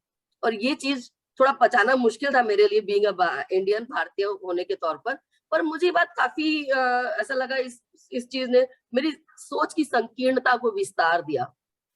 और क्या होता है कि जब वो लेडीज गर्भवती हो जाती है, बल्कि उनको सौभाग्यशाली माना जाता है, उसके बाद उनकी शादी बड़े आराम से होती है, क्योंकि शादी करने वाले को लगता है कि जो ये औरत है प्राकृतिक तौर से सक्षम है, जन्म दे सकती है, तो उसकी बल्कि शादी के अंदर जब शादी होती है तो वो अपने बच्चों को साथ लेकर जाते हैं। जैसे हमारे यहाँ शादी पे छोटे बच्चों को अपने चाचा के, अपने भतीजे को, अपनी भांजी को बिठाया जाता है, तो ये लोग अपने ही बच्चों को प्रॉपर गाउन, प्रॉपर कोट वगैरह बना के अपनी शादी में सरबाला के तौर पर लेकर जाते हैं। तो ये भी बहुत अच्छी बात है। और जरूरी नहीं है कि महिला जिस उसके पिता के साथ ही उसकी शादी हो, जो दूसरा मान लो अगर बच्चा किसी से और दूसरे से शादी हो, तो वो भी इस बात को बुरा नहीं मानते। वो महिला की मर्जी होती है कि वो बच्चा अपने साथ रखेगी या पिता उस बच्चे को ले जाएगा, वो उसकी मर्जी रहती है। तो टोटली मैं ये कहूंगी कि ये बहुत ही ज्यादा डिफरेंट चीज है और हमें हमारी संकीर्ण सोच को विस्तृत करने के लिए हमको मजबूर करती है। तो ये एक बहुत ही आपको इंटरेस्टिंग लगा होगा। तो ये, और यहाँ पर जैसा कि मैंने बताया था कि मैं हर तरीके से विस्तृत हुई हूँ, दिमागी तौर पर, सामाजिक तौर पर, समाज, सोशल लाइफ। मैंने बताया ये लोग फ्राइडे से इनका वीकेंड बनना शुरू हो जाता है। हम लोग भी ऐसे पार्टी पीपल हो गए हैं फ्राइडे से, क्योंकि अगर इनके पास खाना आज शाम को खाने के लिए है तो वो चिंता नहीं करेंगे कि हमें कमाना है, सेव करना है और इकट्ठा करना है पैसा। नो, वो अपनी लाइफ को एंजॉय करते हैं, आज को एंजॉय करते हैं। तो ये बहुत चीज सीखने वाली है। चलिए, मेरे को लगता है मैंने बहुत सारा तंजानिया दर्शन करा दिया और समय की एक अपनी सीमा है, तो एक छोटी सी कविता रखती हूँ, बहुत छोटी सी कविता, और उसके बाद मैं अपनी वाणी को समाप्त यहीं पर ही विराम देना चाहूंगी। ये कविता मैंने कुछ सालों पहले लिखी थी और इसमें ही मैंने तंजानिया का छोटा छोटा सा वर्णन किया है और बताना चाहा है कि जब मैं तंजानिया आना चाह रही थी और नौकरी के सिलसिले में दाना पानी जो मेरा लिखा था पैसे कमाने के लिए, तब मेरे दिमाग में क्या क्या चल रहा था और यहाँ पे आने के बाद मुझे क्या क्या मेरे अंदर चेंजेस आए। तो सुनिएगा, मजा लीजिएगा। यूं ही बैठे बैठे जब पलटने लगी अतीत के पन्ने, यूं ही बैठे बैठे जब पलटने लगी अतीत के पन्ने, कुछ सुनहरी यादें ताजा हो आई, कुछ सुनहरी यादें ताजा हो आई। जिंदगी की मूवी को रिवाइंड करके पहुंच गई 15 इयर्स बैक, जिंदगी की मूवी को रिवाइंड करके पहुंच गई 15 इयर्स बैक। और क्या देखती हूँ, नम आंखें और उदास मन से कर रही हूँ बैक पैक, कि क्या देखती हूँ कि नम आंखें और उदास मन से कर रही हूँ बैक पैक। मन में अजीबोगरीब ख्याल आते हैं, मन में अजीबोगरीब ख्याल आते हैं, कैसा होगा तंजानिया, कैसे प्राणी वहां पाए जाते हैं। यहाँ आने से पहले सबके मन में यही दुविधा चलती है और गूगल में डाल के देख लो तो आप बिल्कुल ही कंफ्यूज हो जाएंगे। तो मन में अजीबोगरीब ख्याल आते हैं, कैसा होगा तंजानिया, कैसे प्राणी यहाँ पाए जाते हैं। जंगल ही जंगल ना हो सब तरफ, जंगल ही जंगल ना हो सब तरफ, शेर चीते तो कहीं घरों में नहीं आ जाते हैं। कपड़े लत्ते सब्जी तरकारी मिलती होगी क्या वहाँ, कपड़े लत्ते सब्जी तरकारी मिलती होगी क्या वहाँ, या फिर हमें भी रहना पड़ेगा आदिवासियों की तरह। क्योंकि जब हम तंजानिया और जंगल की बात सुनते हैं तो हमें लगता है वहां पे सारे आदिवासी ही रहते हैं, ऐसा नहीं है, जो कि यहाँ पे आने के बाद मैंने आपको बताया कि क्या क्या है। तो दिल को मजबूत कर, तो दिल को मजबूत कर, दिमाग से लिया काम, चलो देखते हैं क्या होता है।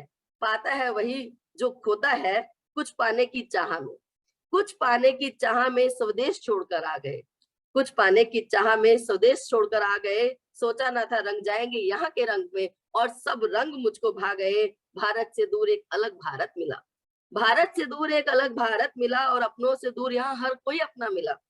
भारत से दूर यहाँ एक अलग भारत मिला और अपनों से दूर यहाँ हर कोई अपना मिला। और सोचकर, सॉरी, होली पर खेले रंग और दिवाली पर जलाया दिया, होली पर खेले रंग और दिवाली पर जलाया दिया, ये तो हम बचपन से करते आए थे। पर यहाँ आकर तो हमने दुर्गा पूजा भी की और खेला डांडिया। पर यहाँ आकर हमने दुर्गा पूजा भी की और खेला डांडिया। मंदिर और मस्जिद तो इतनी बार हम गए, जितने धार्मिक ना थे भारत में उतने धार्मिक यहाँ पर हो गए। अब जिंदगी की मूवी को थोड़ा सा फॉरवर्ड किया और आज के दिन पर आकर स्टॉप लिया। और आज के दिन पर स्टॉप लिया जब तंजानिया में ही अपना संसार नजर आता है, इस छोटे से देश में अपना घर बार नजर आता है, और लग गया है दिल इस कदर कि यहाँ का रहन सहन मन को बहुत भाता है। और अब तो आलम ये है कि वापस जाने का विचार भी मन में नहीं आता है। तो ये है हमारा तंजानिया, जो कि मैंने आपके सामने चित्रण रखा। उम्मीद करती हूँ आप लोगों के को तंजानिया के बारे में सुन के अच्छा लगा होगा और आप लोग जल्दी जल्दी अपनी टिकट कराएंगे और अपनी बहन से मिलने यहाँ आएंगे। बहुत बहुत धन्यवाद। बहुत बढ़िया, बहुत बढ़िया, सुंदर। बहुत बढ़िया ललिता जी, बहुत बढ़िया। धन्यवाद।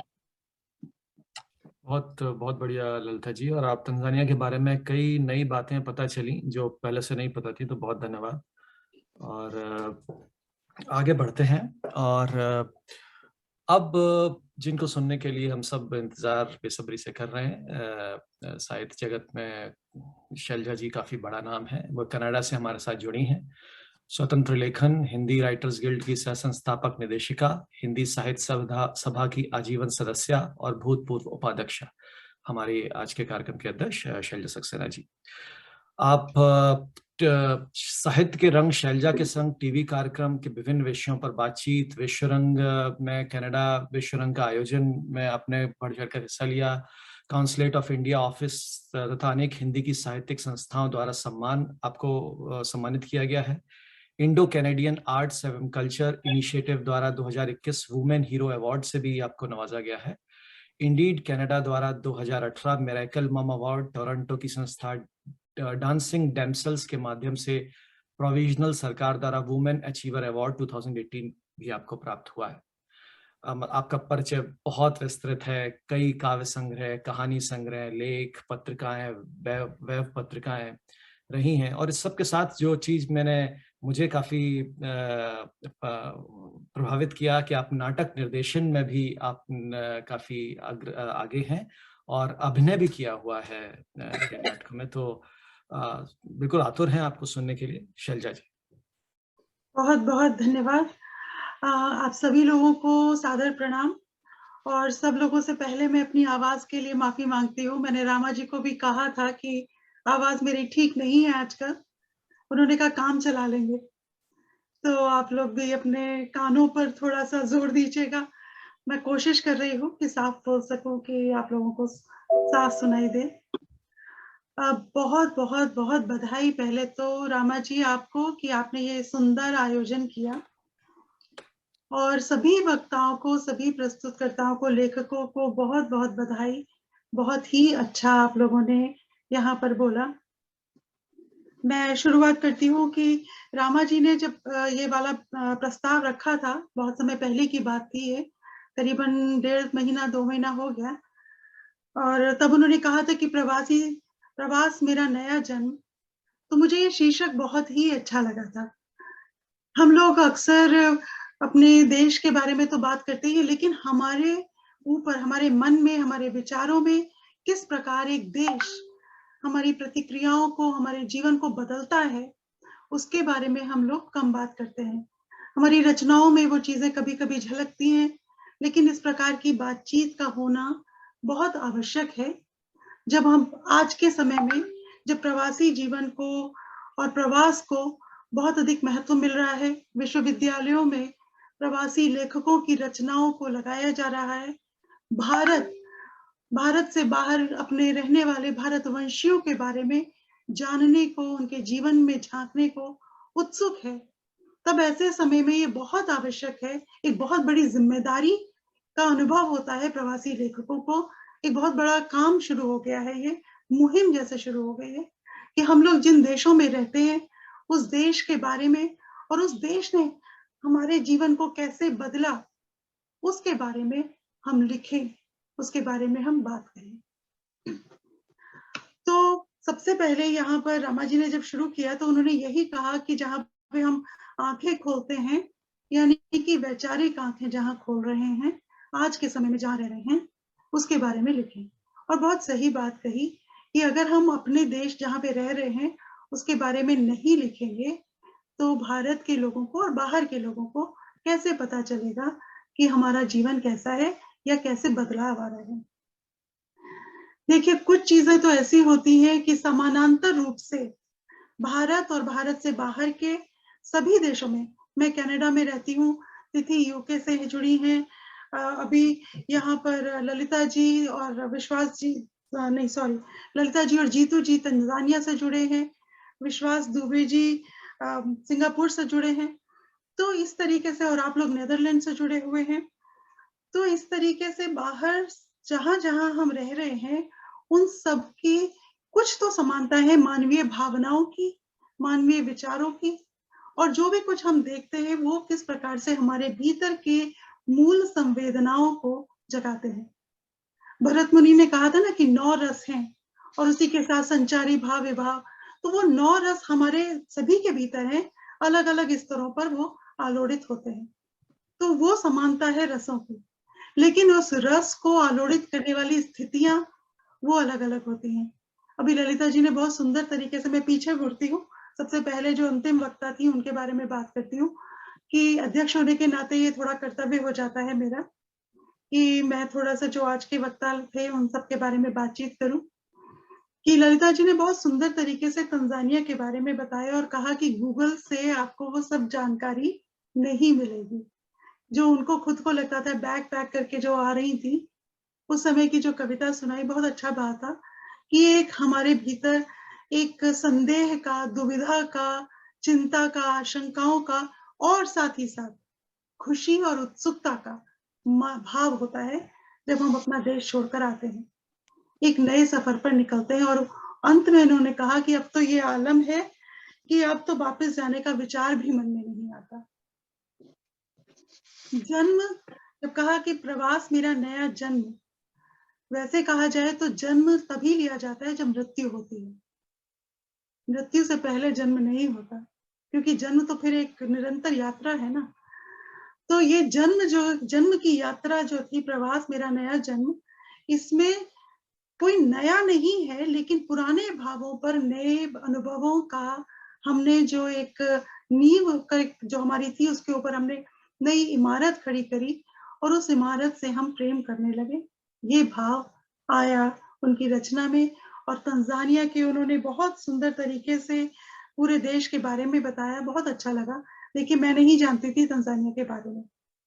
अब वही भाव वो अपनी कविताओं में, अपनी कहानियों में, अपने आलेखों में जब वो लिखेंगी और तंजानिया के चरित्रों को लेकर के जब वो अपनी कहानियां लिखेंगी, तो सारे देश के, सभी देशों के लोग, केवल भारत के नहीं, सभी देशों के लोगों को वहाँ के पात्रों के बारे में, चरित्रों के बारे में, वहाँ के जीवन मूल्यों के बारे में पता लगेगा। बहुत सी बातें उन्होंने बताई कि आत्मविश्वास है, आत्मगौरव है। आत्मगौरव के बिना ना भाषा से प्रेम होता है, ना अपने देश के धर्म से प्रेम होता है, ना राष्ट्र से प्रेम होता है। तो वो जो आत्मगौरव है और भरपूर जीवन जीने की शैली जो है, उसके बारे में बताया उन्होंने। बहुत अच्छा लगा ललिता जी, बहुत सुंदर आपने बातचीत करी। हम लोग आगे भी आपसे वहाँ के लेखकों के बारे में, वहाँ के जीवन के बारे में जानने की इच्छा रखेंगे और आपकी रचनाओं में तंजानिया को और अधिक से अधिक झांकते हुए देखेंगे। फिर हम पीछे चलते हैं। इसके बाद हमारे पास हमारी जो दूसरी वक्ता थी वो थे जीतू जलेसरी जी, जितेंद्र भारद्वाज जी। वो भी तंजानिया से थे और उन्होंने भारत ले गए वो हमको। बहुत सुंदर काव्यशाली थी जीतू जी आपकी। आपने भोर रैन ये नैन निहारे पगडंडी को, ओ परदेस को जाने वाले वापस आना, कहकर जो सुंदर गीत सुनाया, बहुत ही अच्छा लगा। और मैं उन दिनों में चली गई कि जब हम लोग सब नए नए थोड़ा प्रवास में आते हैं। तो प्रवास में आने के 3 चरण मुझे दिखाई देते हैं प्राय। जब हमारे पहले शुरुआत के दिन होते हैं, 5-6 साल जो होते हैं, भारत इस कदर याद आता है, हर दिन याद आता है। ऐसा नहीं है कि बाद में 25वें साल में भूल जाता है भारत, 25वें साल में भी याद आता है, लेकिन याद आने के तरीकों में भिन्नता है। याद एक आती है कसक के साथ कि क्यों यहाँ आ गए, एक ऐसे भाव के साथ। जब आपको घर के काम खुद करने पड़ते हैं, जब आपको टॉयलेट साफ करने से लेकर बाजार तरकारी लेने जाने तक, और अपने लिए थके मांदे आने पर चाय का एक कप भी खुद ही बनाने की बात आती है तो भारत के वो बहुत सारे सहायक याद आते हैं। मुझे अपने आयरन करने वाले भैया बहुत याद आते थे, जब बहुत सारे कपड़े आयरन करने पड़ते थे शुरू में। तो वो सारी सहायताएं और घर के परिवार के लोग भी जो कि रविवार और शनिवार को इकट्ठा होते थे, खाना खा रहे हैं, बातें हो रही है, गप लग रही है, चाय पर चाय हो रही है, उन सब चीजों को शुरू के 5-7 सालों में जब हम अपने मित्र बना रहे होते हैं, अपनी नौकरी ढूंढ रहे होते हैं, बच्चों को छोटे बच्चों को पाल रहे होते हैं, तब उन सबको हम भारत को उसे कसक के साथ याद करते हैं कि क्या मुसीबत थी, क्यों आ गए यहाँ पर, इस वाले भाव से। धीरे धीरे जब हमारे पैर जमने लगते हैं, एक नया परिवार विकसित होने लगता है, तो भारत की मीठी बातें याद आने लगती हैं। गुजिया, होली पर गुजिया और दिवाली की मिठाइयाँ याद आने लगती हैं। तब उसमें ये भाव आता है कि अच्छा, हमने एक अपने लिए समानांतर रेखा खींच ली है, हमें कुछ दुकानें पता चल गई हैं, हमारे कुछ मित्र हैं, हमारे बच्चे के कुछ मित्र हैं, अब हम आंखें खोलना शुरू कर देते हैं। वैचारिक स्तर पर हम उस देश की राजनीति, उस देश के लोगों और उस देश की सभ्यता और संस्कृति से जुड़ने लगते हैं। जीतू जलेसरी जी की रचना में और ललिता जी के वक्तव्य में दो अंतर यही दिखाई देते हैं। ललिता जी ने पहले कह दिया कि मैं 15 वर्ष तंजानिया में रह चुकी हूँ, तो ललिता जी कहती हैं कि अब ये आलम है कि भारत जाने का ख्याल नहीं आता। जीतू जी कहते हैं आप वापस कब आओगे। वो उन्होंने भारत से प्रारंभ किया, भारत को याद किया और कहा कि ओ परदेश को जाने वाले वापस आना। तो ये प्रारंभिक स्थितियों की बात है। और तीसरा चरण जो आता है प्रवास का, वो ये कि जब हम उस संस्कृति को जानकर, उसकी अच्छाइयों को समझ के हम अपने भीतर की व्यक्तित्व में ईंटें चुनना शुरू करते हैं। समझ की ईंटें, वैचारिक ईंटें, सोच की नई ईंटें, क्योंकि व्यक्ति हमेशा प्रसार करता है।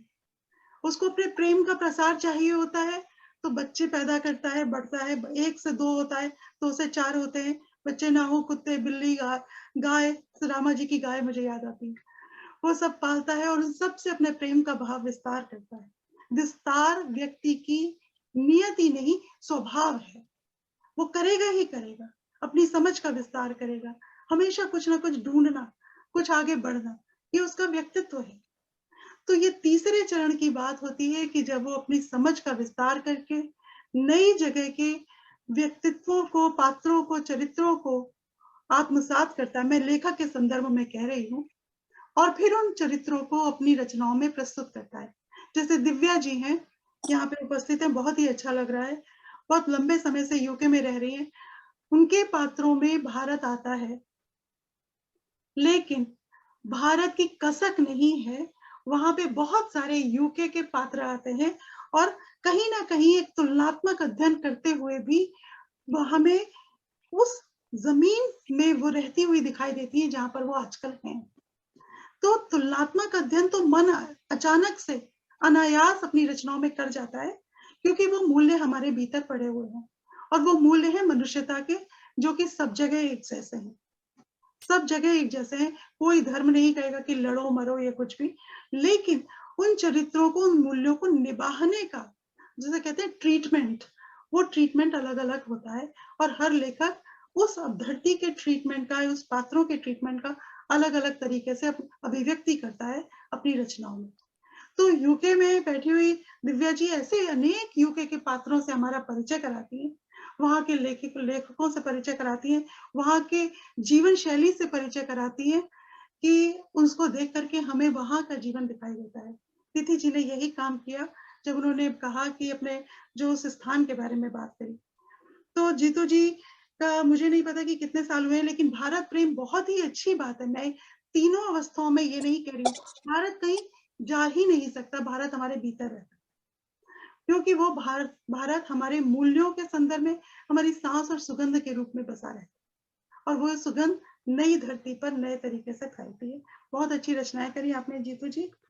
मैं मुड़ती हूँ अब तिथि जी की तरफ। तिथि जी ने जो कहा कि वो सपने जो पत्तों से झड़ जाते हैं, ये वाली बात कि वो कहाँ जाते हैं, वो प्रश्न करती है। तो यूके के वातावरण के बारे में बातचीत करती है, क्योंकि एक द्विधा द्वंद आता है समय समय पर कि हम यहाँ बैठे हैं, और सबसे ज्यादा खलता है जब अपना घर में कोई बीमार हो जाए, कोई चला जाए और हम वहां ना जा पाए। तो जीतू जी ने जो कहा था ना, पैसे बहुत कमा लिए कि भाई घर में सूखी रोटी अच्छी लगती है, उस समय पे ये सारे भाव आते हैं बार बार, क्योंकि अपना परिवार होता है उनको छोड़कर आगे बढ़ जाना हम नहीं चाहते। लेकिन फिर उन्होंने कहा कि मेरी जो दुविधा का, उन्होंने एक बात कही थी कि जो दुविधा समंदर अपनी मौसीकी की महफिल से, बहुत सुंदर पंक्तियां थी, दुविधा के शूलों पर अपना मरहम लगाने लगा। जो प्रकृति है फैली हुई है चारों तरफ, वो सब जगह एक सी है और वो एक तरीके से माँ बन जाती है और हमारे दुखों पर, हमारी तकलीफों पर मरहम लगाती है। एक जमाना था जब मैं शुरू में जब आई थी तो बहुत दुखी होती थी, तो सोचती थी कि चांद को देख करके कि अच्छा ये तो वहां पे भी निकला ही है ना, ये तो मुझे वहां पे भी देख ही रहा था ना, कम से कम ये यहाँ पे है, कम से कम कोई साथी है, उस तरीके की बातें। लेकिन उन्होंने कहा कि तभी शांति होती है। तिथि जी की कविताओं का भाव ये था कि तभी बात होती है कि जब नए में पुराना बसा रहता है, नए में पुराने के होने से ही हम आगे बढ़ पाते हैं। और ये बहुत अच्छी बात थी, बहुत सुंदर तरीके से उन्होंने रूपक बांध करके जो बात कही, बहुत बढ़िया थी। और दूसरी कविता में उन्होंने कहा कि तकनीक में प्रकृति का होना बहुत जरूरी है। केवल फेसबुक, अपने लाइव जो हम रिकॉर्डिंग करते हैं उससे बाहर निकल के आओ और जीवन में जो कुछ देख रहे हैं उसकी रिकॉर्डिंग अपने मन में करो। उस मन में की हुई रिकॉर्डिंग को फिर अपने फेसबुक माने अपने चेहरे पर, अपनी जिंदगी में ढाल के आगे बढ़ो। बहुत ही अच्छी रचनाएं, भाषा के नए घर बनाने की बात करी तिथि जी। आपके रूपक, आपकी रचना बहुत बढ़िया थी, बहुत अच्छा लगा। और यही बात उन्होंने मतलब कही कि नए और पुराने को जोड़ के। उसके बाद हम चलते हैं जो हमारे पहले लेखक थे विनोद दुबे जी, सिंगापुर से, और उन्होंने अनेक देश देखे हैं और उन्होंने इंडियापा और वीकेंड वाली कविता के माध्यम से अनेक रचनाएं उन्होंने प्रस्तुत की हुई हैं। बढ़िया लगा मुझे ये कि उन्होंने पत्नी के उद्गार लिखे। बहुत कम पुरुष उस प्रकार से परकाया प्रवेश करते हैं स्त्रियों में। स्त्रियां कर जाती हैं पुरुषों में, लेकिन कम पुरुष दिखाई देते हैं।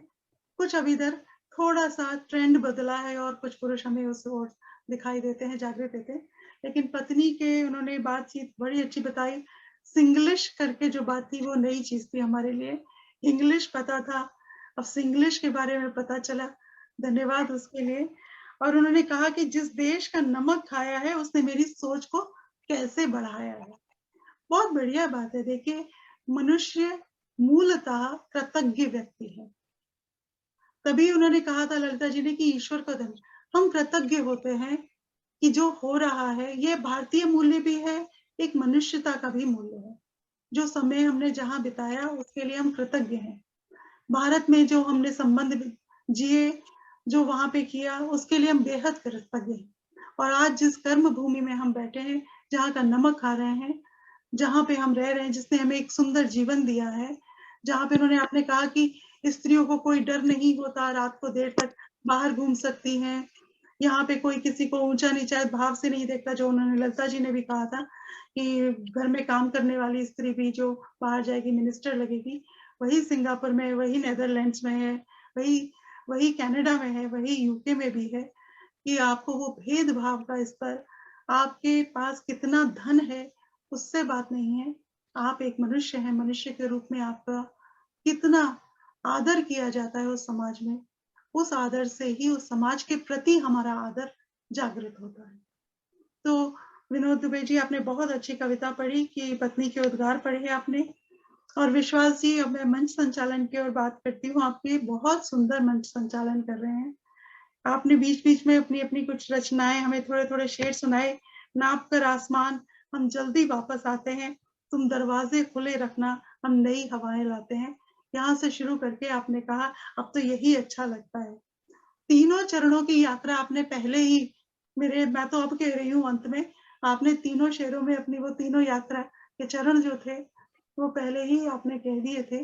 बहुत अच्छा लगा। और सही बात है, ये नई हवाएं हमारे परों में नई उड़ान भरती हैं। ये नई हवाएं हमारी पुरानी हवाओं के में जो जैसे होता है तालाब, वो बंध जाए, उसका पानी रुक जाए तो उसमें काई जमने लगती है। इसी प्रकार से हवाओं की जो गंध होती है वह भी कई बार इतनी अधिक विकट हो जाती है कि हम कहते हैं दरवाजे खिड़कियां खोलो, बहुत बदबू आ रही है, बहुत जलने की बदबू आ रही है, बहुत खराब। तो ये नई हवाओं का आना मनुष्यता को आगे बढ़ाता है। ये नई हवाएं प्रकृति के प्रति अपनी समझ, तकनीक के प्रति अपने विकास और मनुष्यता के प्रति निरंतर आदर के भाव से इन तीनों बातों को लेकर चलता है। नई हवाएं आती हैं और ये तीनों भाव ही लेखकों की बहुत बड़ी सामाजिक जिम्मेदारी है। हम जो अपनी रचनाएं करें उसमें भावनाएं तो हुई हों, जैसे जीतू जी ने कहा भावनाएं होनी चाहिए, लेकिन भावनाओं के साथ ही साथ विचार भी होना चाहिए। हमें विचारों को और नई हवाओं को भी होना चाहिए। इन्हीं नई हवाओं के माध्यम से हम अपनी आने वाली पीढ़ी को एक दिशा दे सकेंगे, मार्ग दे सकेंगे, ताकि उन्हें ये ना लगे कि हमारे माता पिता आ तो गए थे भारत छोड़ के, लेकिन रहे हमेशा भारत में, नॉस्टैल्जिया में ही रहे, जीते रहे, इस देश को ना देखा, ना समझा, ना आगे बढ़े। क्योंकि और हम ये कर रहे हैं, हम निरंतर आगे बढ़ रहे हैं। तो व्यक्तिगत स्तर पर जो हम आगे बढ़ रहे हैं, उसी स्तर को, उसी बढ़ने की यात्रा को हमारी रचनाओं में भी दिखाई देना चाहिए।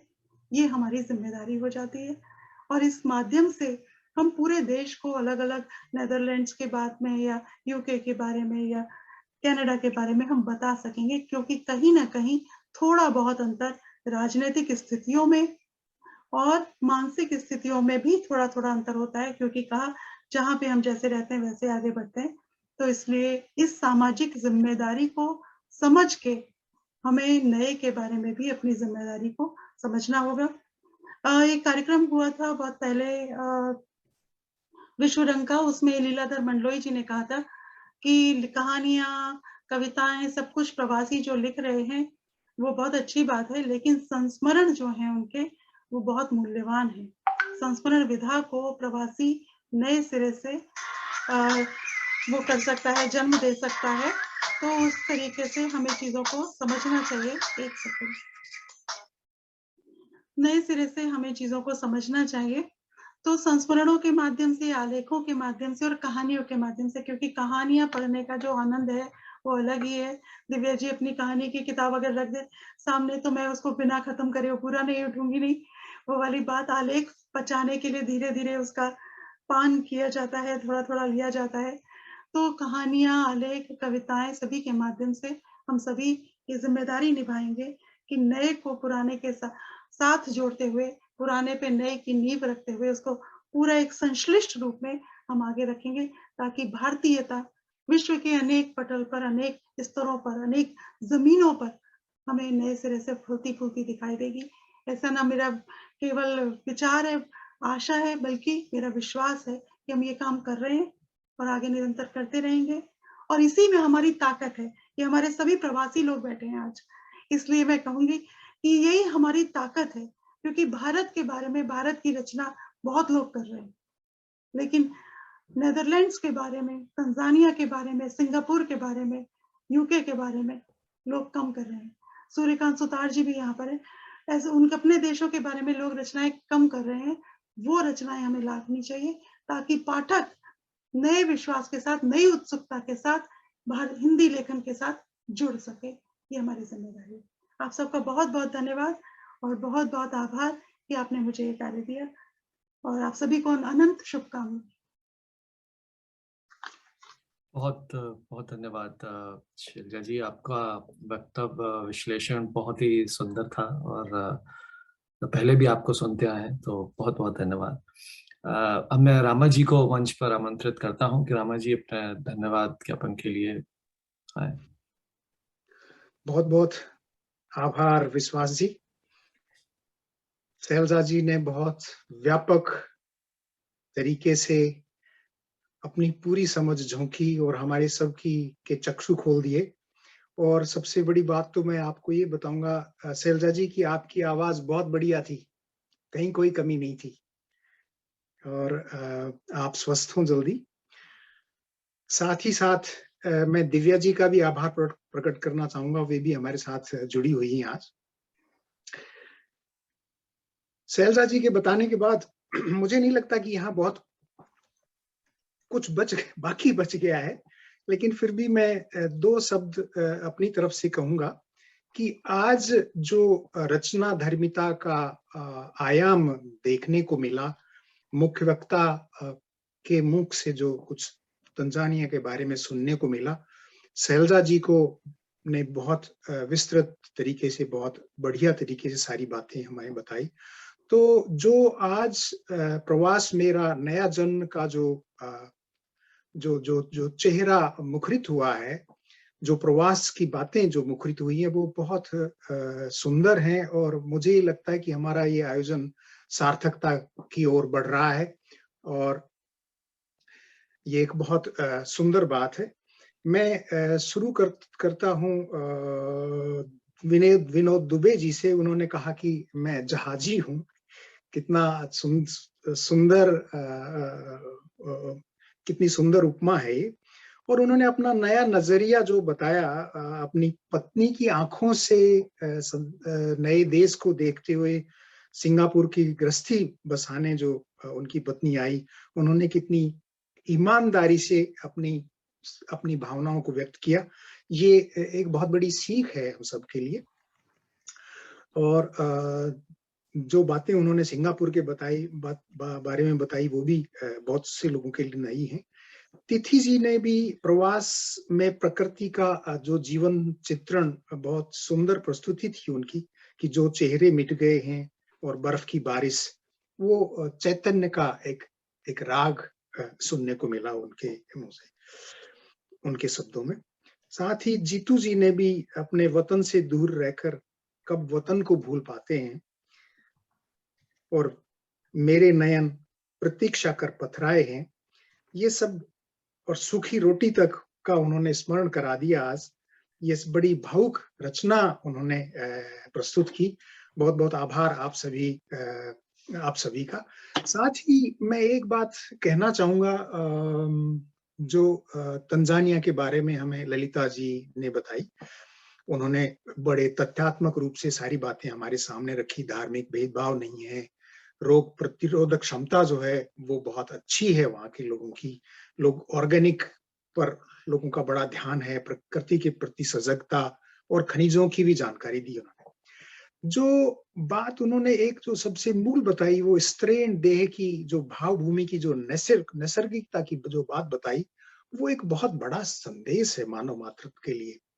जो स्त्री का अपना व्यक्तित्व है, उसकी पूरी समझ मेरे देखे अभी समाज को नहीं है, और ये एक बहुत बड़ा और बहुत ही महत्वपूर्ण पाठ है कि स्त्री की नैसर्गिकता को हम स्वीकार करें। और मुझे लगता है, मेरे अनुभव में, कि यह पाठ मानवता को महिला ही सिखा सकती है।